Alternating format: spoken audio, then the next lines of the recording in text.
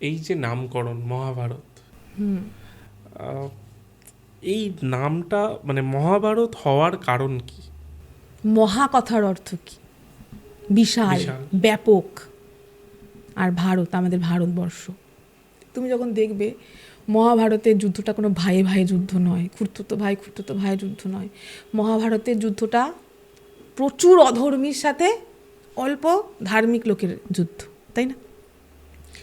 কোনো কোনো রাজা কৌরবদের সাহায্য করেছে, কোনো কোনো রাজা পাণ্ডবদের সাহায্য করেছে, কিন্তু যদিও বা যেখানে ভগবান শ্রীকৃষ্ণ থাকেন সেখানে কোনো সাহায্যের প্রয়োজনই পড়ে না, কিন্তু তবুও সেই যুদ্ধটা ইতিহাসে বিশাল আকারে হয়েছে, ব্যাপ্তি, তার বিস্তৃতি, সেই জন্যই কিন্তু মহাভারত নাম, যেখানে বিশাল আকারের অধর্ম, মহা অধর্ম, কিন্তু অধর্মীদের সংখ্যা মহা, মানে প্রচুর বেশি।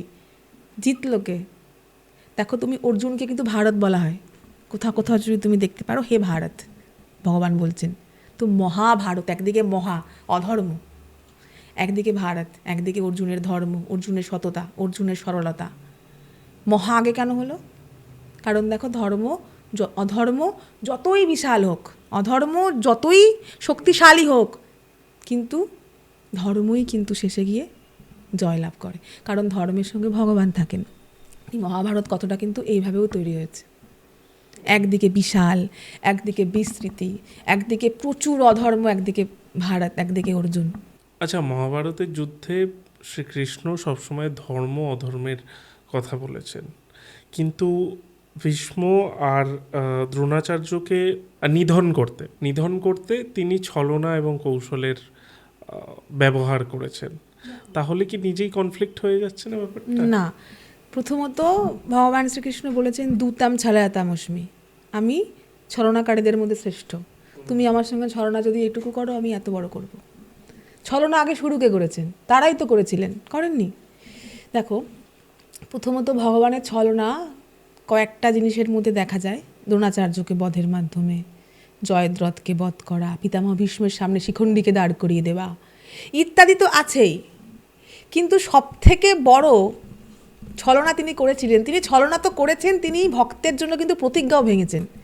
একটা ছলনা আজকে আমি তোমাকে বলবো, যেটা এইসব ছলনার ঊর্ধ্বে, এইসব ছলনার ঊর্ধ্বে, এগুলো খুব সামান্য ছলনা যেগুলো তুমি বললে, এই ছলনা সবার ঊর্ধ্বে। প্রথমত তো একদিন দুর্যোধন পিতামহ ভীষ্মকে বলছেন, তোমার মধ্যে অনেক শক্তি, ব্রহ্মচারী, তুমি ভক্ত, তোমার মধ্যে শক্তি তো অসীম, তুমি এমন কিছু করো না যাতে আমার মৃত্যু না হয়। তখন ভীষ্ম বললেন, আজকে রাত 12টার সময় তোমার যে পত্নী ভানুমতি, তাকে তুমি আমার কাছে পাঠিয়ে দেবে, আমি তাকে এমন আশীর্বাদ করব যেন তোমার মৃত্যু না হয়। মানে পত্নীকে আশীর্বাদ দ্বারা পতিকে রক্ষা করা। এবার এই যে কথাটা ভীষ্ম বললেন, তিনি কিন্তু খুব আস্তেই বলেছিলেন, কিন্তু ওই যে কথায় আছে দেওয়ালেরও কান আছে, আর সেই দেওয়ালের কানটা হচ্ছে গোবিন্দ, তিনি সব কিছু শুনে নেন। তিনি মাঝরাতে দ্রৌপদীকে বলছেন, চল এক জায়গায় যাবি আমার সাথে। দ্রৌপদী বলছেন, কোথায় যাব? বলছেন, চল না, একটা বড় ঘোমটা দিবি, আর কোনো কথা বলবি না, শুধু হ্যাঁ বলবি, চল। দ্রৌপদী যাচ্ছেন, পায়ে জুতোও নেই, এত তারা ভগবানের। ভগবান হাত ধরেছেন, হাত ধরে বলছেন, দ্রৌপদী জোরে চল, আসতে চললে হবে না। বলছেন, দাঁড়াও, জোরে চলবো যে, আমার তো পায়ে লাগছে। বলছে, তুই চল না আমার সাথে, আজকে তোর পায়ে লাগবে, কালকে ভালো লাগবে। এবার ঘোমটা দিয়ে ভগবান শ্রীকৃষ্ণ পাঠিয়ে দিয়েছেন পিতামহ ভীষ্মর যে পূজার কক্ষ, সেখানে, যেখানে পিতামহ ভীষ্ম পুজো করছেন। গিয়ে দাঁড়ালেন দ্রৌপদী, বলছেন, তুমি এসেছো? বলছে, ঠিক আছে। পাঠিয়েছে তোমাকে দুর্যোধন? যেহেতু ভগবান বলেছেন তুমি কোনো কথা বলবে না। শেষে এসে মাথায় হাত রেখে স্পর্শ করে বলেছেন, বিজয়ী ভবেত, তোমার স্বামীর মৃত্যু হবে না। তখনই দ্রৌপদী ঘোমটা তুলে বলছেন, আমার যে 5 স্বামী। তখন ভীষ্ম বলছেন, তুমি কোত্থেকে এলে? আমি তো ভানুমতিকে ডেকেছিলাম। বলছেন, না, আমার এক ভাই আছে, যিনি আমাদের ওই যে গোশালা, সেখানে গোমাতাদের রক্ষণাবেক্ষণ করেন, তিনি আমাকে নিয়ে এসছেন। বলছেন, কোন ভাই? বলছে, আছে, গোপাল ভাই আছে। আর পিতামহ ভীষ্ম জানেন যেটা অন্য কেউ না, এটা গোবিন্দ। তখন আর কিছু করার নেই, সাধনার বল তো তিনি প্রদান করেই দিয়েছেন দ্রৌপদীর মাথায়, দ্রৌপদীর মস্তকে। তখন দ্রৌপদী করজোড়ে প্রার্থনা করে বলছেন, দেখুন, আমার 5 স্বামী। তাহলে কিন্তু আপনি বলছেন যে আমার 5 স্বামীকেই আপনাকে রক্ষা করতে হবে, কারোর প্রাণ যাবে না, আপনি কথা দিন, আপনি ভক্ত, ভীষ্মের প্রতিজ্ঞা, আপনার প্রতিজ্ঞা তো ভঙ্গ হয় না। বাধ্য হয়ে ভীষ্ম বললেন ঠিক আছে যাও, তোমার 5 স্বামীর আর মৃত্যু হবে না, তোমার কেউ যদি বেঁচে থাকে তোমার 5 স্বামীই থাকবে। কত বড় ছলনা করলেন ভগবান। এবারে ভীষ্ম বলছেন চলো তোমার গোপাল ভাইকে দেখে আসি একটু, যার কথা তুমি বলছিলে। বলছে না, ও মনে চলে গেছে। তখন ভগবান কি করেছেন, ভক্তের কাছে তো খুব গালি খাবেন, ভক্ত কিন্তু ভগবানকে ভালোবেসে গালিও দেন, জানো তো। তো এরকম ভগবান, দ্রৌপদীর আর কি ঘোমটা, ভগবানের তার চেয়ে বড় ঘোমটা। একটা জায়গায় উনি বসে রয়েছেন, গরুর গাড়ির ওপরে লুকিয়ে বসে রয়েছেন। বলছেন ছলনাকারী পাষণ্ড, তোমাকে ভজন করি আমি এই জন্য। ভগবান শুনছেন, একবার মুখটা দেখাও, আমি জানি তুমি গোবিন্দই, আমি জানি এরকম ছলনা আমার সাথে কেউ করতে পারে না তুমি ছাড়া, এরকম বুদ্ধি কারোর থাকতে পারে না, আমাকে হারিয়ে দেবে, অসম্ভব, কেউ জানতেই পারবে না আমি আজকে ভানুমতিকে ডেকেছি, তার জায়গায় কেউ দ্রৌপদীকে পাঠিয়ে দেবে, হতেই পারে না। যেই ভগবান নিজের আশ্রমটা সরালেন, বিশ্বাস করো চাঁদ চাঁদ লজ্জায় লুকিয়ে গেছে, এত সুন্দর রূপ ভগবানের, এত সুন্দর রূপ, কোটি কোটি চাঁদের সমান ভগবানের মুখমণ্ডল। তা ভীষ্ম আর রাগ কী করবেন, ক্রুদ্ধ কী হবেন, তিনি ভগবানের চরণতলে পড়ে গেছেন, বলছেন তুমি যা করিয়েছো আমাকে দিয়ে ভালোই করিয়েছো, ভালোই করিয়েছো। আজ আমি যদি বাধ্য হয়েও আমি ভানুমতিকে আশীর্বাদ করতাম তাহলে অধর্মই হতো, খারাপই হতো, ভালো হতো না। তোমার ছলনাতেও তোমার মধ্যে আমি ধর্মই দেখেছি। তার মধ্যে ভগবান শুধু ছলনা করেছেন তা নয়, ভগবান কিন্তু ভক্তের জন্য বহুবার প্রতিজ্ঞাও ভঙ্গ করেছেন, তুমি দেখতে পাবে। পিতামহ ভীষ্মকে দিয়েই তুমি দেখো, যখন দুর্যোধন ইমোশনাল ব্ল্যাকমেল করছে পিতামহ ভীষ্মকে, তুমি আমাদেরই খাচ্ছ, আমাদের সঙ্গেই থাকছো, আর তুমি পাণ্ডবদেরকে কোনো আঘাত করছো না, তার মানে কি, তুমি কি করছো, তার মানে তুমি পাণ্ডবদের আমাদের নও, শুধু নাটক করে আছো। তখন ভীষ্মর মনে খুব আঘাত লাগলো, বলছে ঠিক আছে কালকে আমি এমন যুদ্ধ করব, অর্জুনকে তো আমি ধরাশায়ী করবই, ভগবানকে আমি অস্ত্র তুলতে বাধ্য করব। একটা খুব বিখ্যাত শ্লোক আছে, वासुदेव कर चक्र न धरई तो तुमको मुख न दिखाऊं, लाजत है मेरी गंगा जननी मैं संतनु सुत न कहाऊं। বাসুদেব কারে চক্র না ধরাই, যদি বাসুদেবকে চক্র তুলতে বাধ্য না করি তো তুমকো মুখ না দিখাও, আমি তোমাকে মুখই দেখাবো না। আর লাজাত হ্যাঁ মেরি গঙ্গা জননী, আমি তাহলে গঙ্গা পুত্রই নই, শান্তনু সুত না কাহাও, আর বাবার নামও শান্তনু নয়। এরকম প্রতিজ্ঞা। পরদিন ভগবান কি করবেন, একদিকে এক ভক্ত ভীষ্মের প্রতিজ্ঞা, আর একদিকে ভগবান বলেছেন আমি অস্ত্রই তুলব না। কার প্রতিজ্ঞা ভগবান রক্ষা করবেন, দুটোই মানে দুজনই তার ভক্ত। দেবদেবীরা আকাশ থেকে দেখছেন, একদিকে ভীষ্মের প্রতিজ্ঞা, একদিকে ভগবানের প্রতিজ্ঞা, কার প্রতিজ্ঞা ভঙ্গ হবে। এবারে এমন বাণ চালাচ্ছেন যে অর্জুনের এখান থেকে রক্ত পড়ছে, ওখান থেকে রক্ত ঝরছে, অর্জুনের শরীরে এমনভাবে বাণ লাগছে যে তিনি আর যুদ্ধ করতে পারছেন না, তার রথ ভেঙে যাচ্ছে। তখন ভগবান বাধ্য হয়ে রথের চাকা তুলেই ধরলেন, আজকে ভীষ্মকে বধ করব। অর্জুন চরণতলে পড়লেন যে আমাকে সুযোগ দাও, তুমি তো প্রতিজ্ঞা করেছো যে তুমি অস্ত্র তুলবে না, কেন প্রতিজ্ঞা ভঙ্গ করছো। তাহলে ভগবান কি করলেন, ভক্তের জন্য প্রথমত ছলনা করলেন, ভক্তকে জিতিয়ে দেওয়ার জন্য এক কথায় পার্সিয়ালিটি করলেন, দ্বিতীয় প্রতিজ্ঞা ভঙ্গ করে দিলেন। এতে কি হলো, দুজন ভক্তেরই কিন্তু মান রক্ষা হলো, একজনের নয়। এটা সবাই বলবে ভগবান অস্ত্র তুলেছেন অর্জুনের জন্য, না ভীষ্মের জন্য। যে ভক্ত বলেছে যে আমাকে অস্ত্র তুলতে বাধ্য করবে, আমি অস্ত্র তুলব। তো ভগবান ভক্তের জন্য কি না পারেন, ছলনাও ভক্তের জন্য করেছেন, ধর্মরক্ষাও ভক্তের জন্য করেছেন, প্রতিজ্ঞা ভঙ্গও তিনি ভক্তের জন্যই কিন্তু করেছেন। তিনি যা করেছেন সব ভক্তের জন্য করেছেন। আচ্ছা, এই বিষয়টা দিয়েই আসে আমি পরের প্রশ্নটা, সেটা হচ্ছে যে ভগবান যদি সত্যি ধর্ম রক্ষা করতে এসেছিল, তাহলে তিনি দুর্যোধনকে এরকম বলেছিল কেন যে নয় আমায় নাও নয় আমার সেনা নাও, তাহলে তো নিজেকেই তিনি অফার করছেন। যদি দুর্যোধন সেখানে রাজি হয়ে যেত তাহলে তো বিষয়টা অধর্মের দিকে চলে যেত। দেখো, তুমি এক পাশে একটা হিরে রাখো, এক পাশে একটা কাঁচ রাখো, যে জানে ওইটা হিরে, ধরো কাচের ঔজ্জ্বল্য হীরের থেকে অনেক বেশি হচ্ছে সেখানে, হ্যাঁ, কিন্তু যে জানে ওইটা কাজ সে কিন্তু উজ্জ্বল্য দেখবে না, সে দেখবে ম্যাটেরিয়াল কোয়ালিটি। তো দুর্যোধন কি দেখেছিল, সেনা, এখানে কিন্তু ভগবান ভক্তের পরীক্ষা নিয়েছিলেন। প্রথমত ভগবান যখন শয়ন করছেন তখন এসেছিলেন দুর্যোধন আর অর্জুন। তা দুর্যোধন কিন্তু একা আসেনি, তার সাথে কী ছিল বলো তো? তার অহংকার। তিনি এসে দেখছেন তার জন্য আসন নেই, পায়ের কাছে একটু জায়গা পড়ে রয়েছে, তাকে কেউ সম্মান প্রদর্শন করলো না, তিনি কুরুরাজ। তিনি গিয়ে ভগবানের মাথার সামনে গিয়ে বসে পড়লেন যে আমি কেন পায়ের কাছে বসবো। তার অহংকার নিয়ে তিনি এসেছিলেন।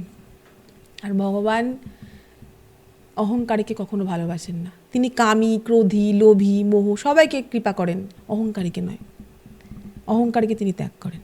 এটা কিন্তু প্রথম কারণ। ভগবান মনে মনে অর্জুনকে বেছেই নিয়েছিলেন, শুধু অর্জুনের উত্তরের অপেক্ষা। তো ভগবানকে যখন অর্জুন দেখলেন, অর্জুন গিয়ে বসলেন ভগবানের চরণতলে। আর তখন দুর্যোধন ভাবছেন কখন এর ঘুমটা ভাঙবে, কখন সেনা নিয়ে বাড়ি যাব, আর তো ভালো লাগছে না। আর অর্জুন কি ভাবছেন? ভগবান কি সুন্দর শুয়ে আছেন, যদি পারতাম ভগবানকে একটু সেবা করতে। কি সুন্দরভাবে তিনি শয়ন করে আছেন, এরকম যেন তিনি আনন্দে নিদ্রা থাকেন, যেন তার কোনো কষ্ট না হয়। চরণতলে বসে তিনি শুধু দর্শন করছেন আর দর্শন করছেন। এবার হঠাৎ করেই ভগবান উত্থিত হলেন। সবার আগে দুর্যোধন বলছেন আমি এসেছি, আমি এসেছি।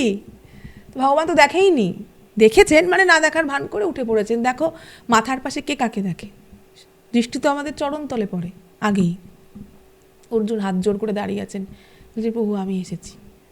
তখন ভগবান বলছেন দুজনকে, দেখো তোমরা যথেষ্ট বুদ্ধিমান, আমি কিন্তু কুরুক্ষেত্রের যুদ্ধে কোনো অস্ত্র তুলব না, আমি যুদ্ধ করব না, পুতুলের মতো দাঁড়িয়ে থাকবো। আমাকে নিয়ে তোমাদের কি হবে? তার চেয়ে বরং নারায়ণী সেনা নিয়ে যাও, যাকে পরাজিত করা যায় না। দুর্যোধন তো দেখো অধর্মের বুদ্ধি খাটোই হয়। তখন দুর্যোধন ভাবলেন এ যুদ্ধ করবে না, একে নিয়ে আমি কি করব? বসে থাকবে, একে খাওয়াবো পড়াবো না, না তার চেয়ে বরং আমি সেনাই নিয়ে যাই, নারায়ণী সেনা নিয়ে যাই। তিনি বলেন না না আমি সেনা নেব, আমি সেনা নেব। তখন ভগবান বলছেন ঠিক আছে তাই হোক। অর্জুন তুমি তাহলে রাজি? বলছে হ্যাঁ প্রভু আমি রাজি। ভগবান বলছেন কেন, তোমারও সেনা দরকার না? ভগবানকে অর্জুন খুব সুন্দর উত্তর দিয়েছেন। বলছেন দেখো দুর্যোধন কিছু নিতে এসেছিল, হয় তোমাকে না হয় তোমার সেনাকে। আমি কিছু নিতে আসিনি। দুহাত বাড়িয়ে ভগবানের দিকে বলেছিলেন তুমি আমার হাতটা ধরো, আমি তোমাকে আমার নিজেকেই দিয়ে দিলাম। আমার নিজের বলে কিছু নেই, তুমি আমাকে নাও, আমি নিতে আসিনি, আমি তোমাকে দিতে এসেছি। ভগবান উত্তর শুনেই বিগলিত হয়ে গেছেন। তারপরেও তিনি পরীক্ষা করছেন, দেখ অর্জুন এখনো কিন্তু সময় আছে, আমি চাইলে কিন্তু সব পরিবর্তন করে দিতে পারি। তুই যদি একবার বলিস তোর সেনা চাই, আমি তোকেই কিন্তু সেনা দেব। পরীক্ষা করছেন। আমরা হলে কি করতাম? আমরা হলে ভাবতাম যে এ তো সুবর্ণ সুযোগ, ভগবান আরেকবার সুযোগ দিয়েছো, আমি সেনাই নিই। আমাদের ভাগ্য ভালো যে আমরা সেই সময় জন্মগ্রহণ করিনি, বা সেই সময়ের মানুষ এখন জন্মগ্রহণ করেনি, সেনাই কিন্তু নিত। আমরা বলতাম ঠিক আছে আমাদের সেনা হলেই হবে। অর্জুন নিজের সিদ্ধান্তে অটল, আমার তোমাকে চাই, আমি নিজেকে তোমায় দিতে এসেছি, আমি কিচ্ছু নিতে আসিনি।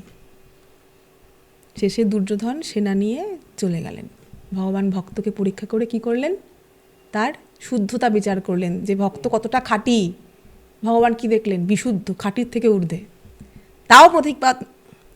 তাও তিনি বলছেন যে দেখ মাখন তো নিয়ে গেল আর তোর কাছে ছাঁচ পড়ে থাকলো। তো অর্জুন বলছেন যে না, আমার কাছে মাখন চোর আছে, আমি যখন তখন মাখন নিয়ে খেতে পারি, ও মাখন নিক। তো এখানে ভক্তির পরীক্ষা হলো। প্রথমত দুর্যোধন এসেছিল অহংকার নিয়ে যুদ্ধ করতে, জিততে, সিংহাসন পেতে, নিজে জয়ী হতে, নিজের বীরত্ব প্রদর্শন করতে। আর অর্জুন এসেছিল ভগবানকে লাভ করতে, ভগবানকে পেতে, ভগবানের ভালোবাসা পেতে, ভগবানের সেবা করতে, ভগবানের প্রতি তার নিজের যে আত্মনিবেদন তার প্রমাণ দিতে। ভক্ত সর্বদাই জয়ী হয়। তো এইরকম ভক্তকে ছেড়ে কেউ কি কখনো যুদ্ধ করবে ওদিকে গিয়ে? আর ভগবান তো ধর্ম স্থাপন করতেই এসছিলেন, ভগবান তো পাণ্ডবদের জিতিয়ে দেওয়ার জন্যই এসছিলেন। ভগবান তো বলছেন অর্জুনকে যে দেখ তুই যুদ্ধ করবি না বলছিস, তুই এদেরকে মারবি ভাবছিস, আমি আগেই এদেরকে মেরে রেখেছি, তুই শুধু কর্ম করবি, আমার সব প্ল্যান করা, সব আগে থেকে স্থির করা। তা আমরা যদি ভাবি যে ওই সময় ভগবান কোনো সিদ্ধান্ত নিয়েছেন, তাহলে ভুল। যুদ্ধের আগে ভগবান স্থির করে রেখেছেন কে জয়ী হবে, কোন দিন কি হবে। এখানে ভক্তের পরীক্ষা। একটা খুব সুন্দর কথা আছে, কবিরজির একটা পদ আমার খুব প্রিয়, বলি। এই যে আমাদের গলায় যে এই তুলসীর মালা আমরা পরি, মানে এটাকে বলা হয় কুকুরের বেল্ট। একটা খুব দোহা আছে তার, কবিরা কুত্তা মে রাম কা, বলছে আমি রামজির কুকুর। কবিরা কুত্তা মে রাম কা, মতিয়া মেরা নাম, আমার নাম মতি। গলে বিচ ডোরি প্রেম কি, ও জিত খিচে मैं উতে যাও। মালিক যখন কুকুরকে টানে তার বেল্ট ধরে, কুকুর কি বলে আমি এখানে যাব না ওখানে যাব না, সে বাধ্য মালিকের সঙ্গে যেতে। এই ভক্ত বলছে গলে বিচ ডোরি প্রেম কি, ও জিতে খিচে मैं উতে যাও, যে ভগবান যেদিকে আমাকে নিয়ে যাবে আমি সেদিকে যাব, কারণ আমার গলায় এটা বেল্ট, আর আমার বেল্টের যে দড়ি বা সূত্র তা আমি ভগবানের কাছে সমর্পণ করে দিয়েছি, আমার কোনো ইচ্ছা নেই। তারপর বলছে না কই উলহানা না কই মার্জি, করলো করালো জো তেরি মার্জি, যে আমার কোনো অভিযোগ নেই, কোনো চাহিদা নেই, তুমি যেটা করাবে আমাকে নিয়ে তুমি করিয়ে দাও, তুমি করিয়ে নাও। তো গলে বিচ ডোরি প্রেম কি, ও জিতে খিচে मैं উতে যাও। তো এই ভাবটা কার মধ্যে ছিল? অর্জুনের মধ্যে ছিল। তুমি যেমনভাবে রাখবে তেমনভাবে থাকবো, তুমি যা করাবে আমি তাই করব, কিন্তু আমি তোমার সঙ্গেই থাকবো। তো ভগবান সবসময় ভক্তের সঙ্গেই কিন্তু থাকেন। ভগবান ভক্তের রথে সারথি হয়ে গেছিলেন। আর ভগবানের যুদ্ধ করার প্রয়োজন ছিল কি? ছিলই না। ভগবানের ভ্রুকুটিতে সৃষ্টি ধ্বংস দুটোই হয়, তাকে অস্ত্র তোলার প্রয়োজন নেই, ভগবানের দৃষ্টিতেই সব সম্পন্ন হয়ে যায়। তাই এখানে অর্জুন ভগবানকে চেয়েছিলেন, তাই ভগবান তাকে স্বীকার করে নিয়েছিলেন। কারণ অর্জুনের মধ্যে কোনো লোভ ছিল না, সিংহাসনের লোভ ছিল না, তার লোভ ছিল কি? গোবিন্দকে চাই, আমি গোবিন্দকে ভালোবাসি। এইরকম ভক্তের সাথেই গোবিন্দ থাকেন, আমাদের সঙ্গে থাকেন না। আমরা আগে গিয়ে মন্দিরে বলবো আমার এটা চাই ওটা চাই এটা চাই ওটা চাই। আমরা দুর্যোধন, দেখো আমরা সকলেই দুর্যোধন, আমরা কিন্তু কি অর্জুন না। আর ভগবান অর্জুনের সঙ্গেই থাকবেন। তাই এরকমই বিভিন্ন আরও ক্লিপস পাওয়ার জন্য, আরও বিষয়ে জানার জন্য আমাদের এই চ্যানেল ইউটিএস ক্লিপসকে অবশ্যই সাবস্ক্রাইব করুন।